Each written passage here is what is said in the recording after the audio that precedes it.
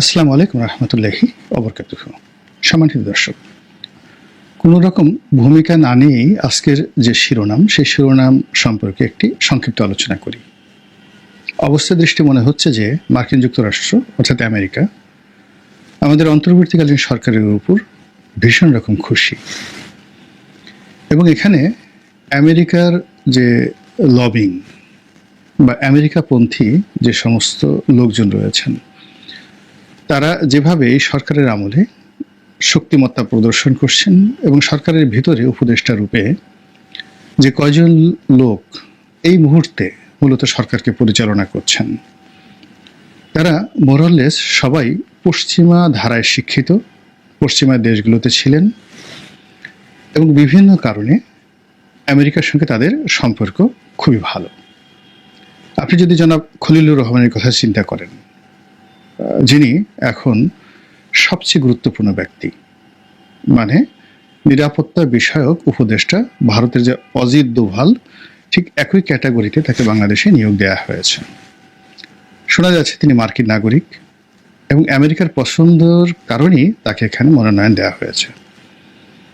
এরপর যদি আপনি আরেকজন উপদেষ্টা রয়েছেন মিস্টার লুৎফে সিদ্দিকী, বিশেষ সহকারী, কিন্তু খুবই ক্ষমতা সম্পন্ন একজন মানুষ, সব ব্যাপারেই ডক্টর মোহাম্মদ ইউনূসকে সহযোগিতা করছেন।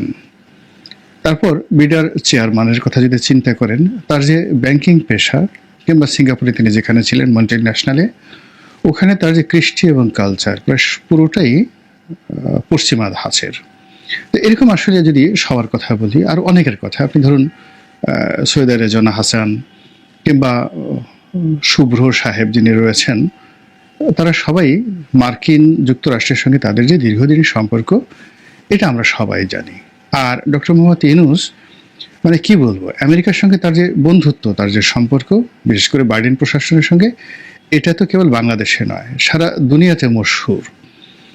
তো যে জিনিসটি আমরা কল্পনা করেছিলাম, আশঙ্কা করেছিলাম, এটা আমাদের নির্বুদ্ধিতার কারণে, সেটি হলো মিস্টার ডোনাল্ড ট্রাম্প, তিনি যদি ক্ষমতায় আসেন তাহলে ডক্টর মোহাম্মদ ইউনূসের সর্বনাশ ঘটবে, নরেন্দ্র মোদীর ক্ষমতা বাড়বে এবং শেখ হাসিনার কপাল খুলবে। কারণটা হলো, আমরা মিস্টার ডোনাল্ড ট্রাম্পকে বাংলাদেশে যেমন শেখ হাসিনা, বেগম খালেদা জিয়ার যে রাজনীতি, সেরকম তাকে মনে করেছিলাম যে তার আচার আচরণ, চাল চলন, কথাবার্তা আসলে এই দুজনের মতোই হবে। দ্বিতীয়ত, ওখানে যে ডেমোক্র্যাট এবং রিপাবলিকান যে দুটো পার্টি রয়েছে, তাদেরকে আমরা মনে করেছিলাম আওয়ামী লীগ, বিএনপি, জামাতের মতোই এরকম একটি রাজনৈতিক রেশারেশি তাদের মধ্যে রয়েছে। 3 নম্বর হলো যে সেখানে মার্কিন প্রেসিডেন্ট যিনি হচ্ছেন, ঐতিহ্যগতভাবে আমরা আমাদের দেশের প্রধানমন্ত্রীর যে সর্বময় কর্তৃত্ব রয়েছে, ঠিক তাকে সেরকমই মনে করেছিলাম যে তিনি যা ইচ্ছে তাই করতে পারেন। কিন্তু বাস্তবতা হলো যে মার্কিন যুক্তরাষ্ট্র একটা সিস্টেমে চলে, একটা নিয়ম নীতিতে চলে। যেমন ধরুন, সেই যে 1950-এর যে দশক, সেই সময়টাতে তারা একটা বার্মা অ্যাক্ট তৈরি করেছিল। তাহলে এখন যদি 2025 ধরেন, 75 বছর হয়ে গেছে, কিন্তু সেই বার্মা অ্যাক্টটিকে বাস্তবায়ন করার জন্য তারা হয়তো আরও 75 বছর অপেক্ষা করবে, এবং তারা সুচিকে নোবেল পুরস্কার দেওয়া, তাকে রাষ্ট্র ক্ষমতায় বসানো, আবার সুচির পরাজয়, এত কিছুর পরেও তারা পিছে হটেনি। এরপর রোহিঙ্গা সমস্যার সৃষ্টি, আরাকান আর্মির সৃষ্টি, এরপর বাংলাদেশে রোহিঙ্গাদেরকে পুশ ইন করা, তারপর এখানে একটা রোহিঙ্গা ক্রাইসিস সৃষ্টি করা, সেখানে জাতিসংঘকে ইনভলভ করা, এবং এই ওসিলায় বাংলাদেশে একটা করিডর তৈরি করা, এই সবই আসলে বার্মা অ্যাক্টের অন্তর্ভুক্ত, যেটি তারা আজ থেকে 75 বছর আগে তৈরি করেছে। এর অর্থ হলো যে তারা যে পরিকল্পনাটা গ্রহণ করে কোন একটা দেশ সম্পর্কে, কোন একটা অঞ্চল সম্পর্কে, ওই জায়গা থেকে তারা পিছিয়ে আসে না। 1। 2 নম্বর হলো মার্কিন যে ফেডারেল সিস্টেম রয়েছে, সেখানে একজন যিনি রাষ্ট্রপতি, তার খুব অল্প ক্ষমতা রয়েছে দেশের অভ্যন্তরীণ বিষয়ে নাক গলানোর। এর কারণ হলো এখানে স্থানীয় সরকার খুবই শক্তিশালী। স্থানীয় সরকারের যে ছোট ছোট পৌরসভাগুলো রয়েছে, গ্রামগুলো রয়েছে, ওরা এতটা স্বাধীন যে ধরুন একটা ইউনিয়ন পরিষদের মতো একটা ছোট পৌরসভা বা ইউনিয়ন পরিষদের মতো একটা সংগঠন যেখানে আছে, কাউন্টি বলা হয় যেটিকে, ওখানের যে মেয়র, তাকে ওখানকার রেভিনিউ কালেকশন করতে হয় এবং তার নিজস্ব পুলিশ রয়েছে এবং সেই পুলিশ তাকে অ্যারেস্ট করে ফেলতে পারে। এরকম একটা বিধি ব্যবস্থা তারা সেখানে গড়ে তুলেছে। দ্বিতীয়ত শহরগুলো, এবং একটা সিটি কর্পোরেশনের সঙ্গে আর একটা সিটি কর্পোরেশনের কোনো যোগাযোগ নেই, পুরো জিনিসটাই চলছে একটা পলিসির মাধ্যমে এবং রেভিনিউ জেনারেটিংয়ের মাধ্যমে। তো দেশের বড় বড় শহরগুলো, যেমন ধরুন শিকাগো, যেমন নিউ ইয়র্ক, এই শহরগুলোর যে মেয়র, তাদের যে ক্ষমতা ওই শহরে ডোনাল্ড ট্রাম্পের চেয়ে অনেক অনেক বেশি, শিকাগোতে এবং যাকে বলা হয় নিউ ইয়র্কে। এবং সমস্ত মার্কিন মুলুকে এরকম মেয়রদের একটা বিরাট ক্ষমতা রয়েছে। এগুলো এক। 2 নম্বর হলো যে মেয়রের বাইরে যেটা আর একটা প্রশাসন রয়েছে, সেটা হলো গভর্নরের একটা প্রশাসন রয়েছে। তিনিও তার জায়গাতে প্রচণ্ড স্বাধীন এবং তার রাজ্যের ব্যাপারে তার উপরে সিদ্ধান্ত নেওয়ার ক্ষমতা কারোরই নেই। আবার যেটা সিটি কর্পোরেশন, সেখানে মেয়রের উপরে সিদ্ধান্ত নেওয়ার ক্ষমতা কারোরই নেই। এরপরে রয়েছে সিনেটরদের একটা অফিস, মানে প্রতিটি নির্বাচনী এলাকাতে। এরপরে কংগ্রেসম্যানদের একটা অফিস। প্রায় প্রতিটি অফিসই এতটা স্বাধীন এবং এতটা ক্ষমতাধর।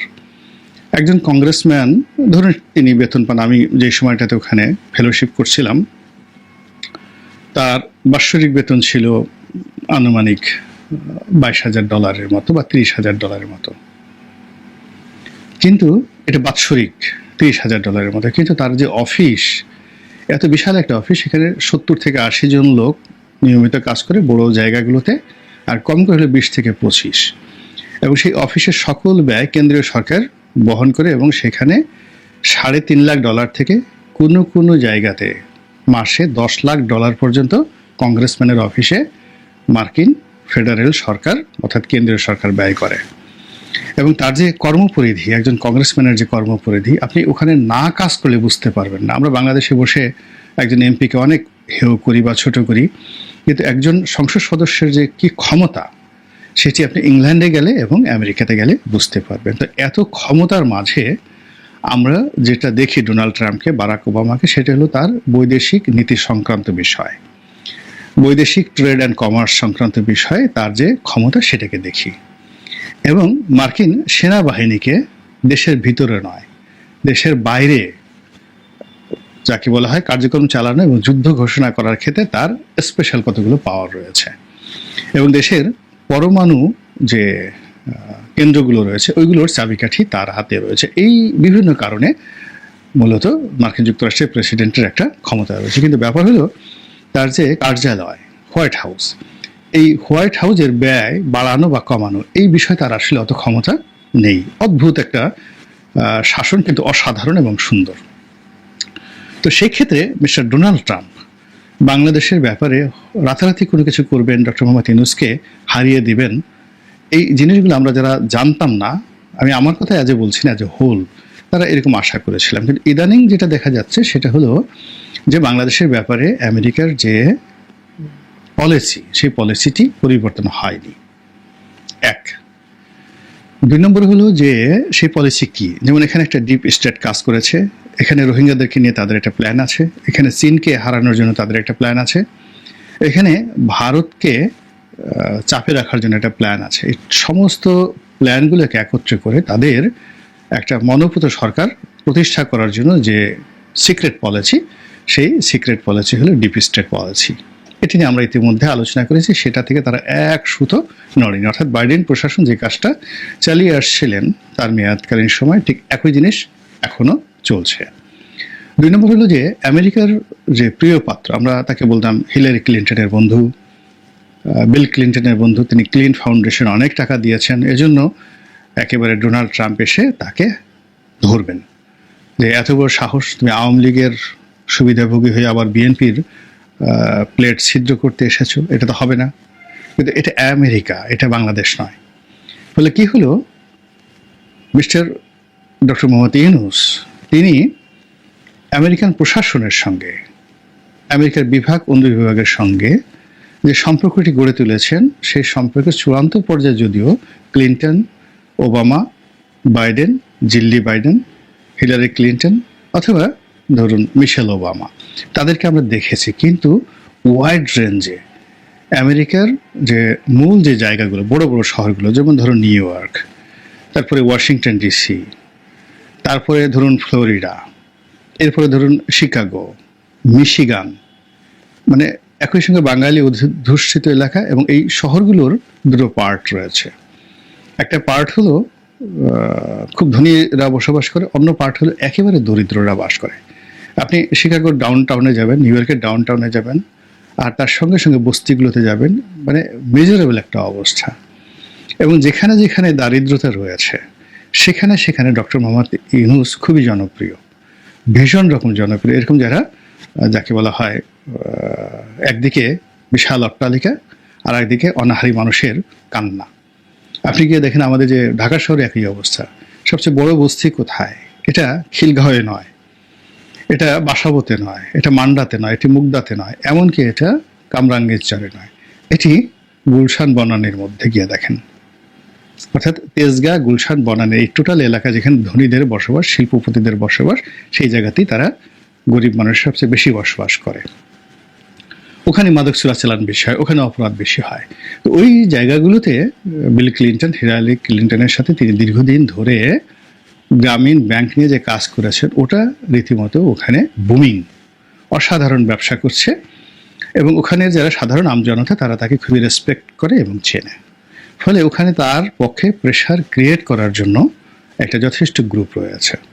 ফলে সরকার পরিবর্তনে, অর্থাৎ ডোনাল্ড ট্রাম্প ক্ষমতা আসার পরে আমরা যে চিন্তাগুলো করেছিলাম, এই গত কয়েক মাসে এখন পর্যন্ত তার যে ক্ষমতার স্থিতি, তার যে দৃঢ়তা, এবং বাংলাদেশে অনেকগুলো সমস্যা হচ্ছে কিন্তু কোনো কিছুই তাকে টলাতে পারছে না বা তিনি টলছেন না। এর কারণ হলো তার যে আমেরিকার যে রুটটি রয়েছে সেটি অত্যন্ত শক্তিশালী, যেভাবে আগে ছিল ওটা এখনও আছে, নাম্বার ওয়ান। নাম্বার টু হলো এই পর্যন্ত ক্ষমতায় বসে তিনি আমেরিকার স্বার্থ সংশ্লিষ্ট যে বিষয়গুলো খুব সফলভাবে করতে পেরেছেন, যেটি আর কেউ পারেনি, আর আগামীতে অন্য কেউ পারবে এই বিশ্বাস করার কোনো রিজন নেই।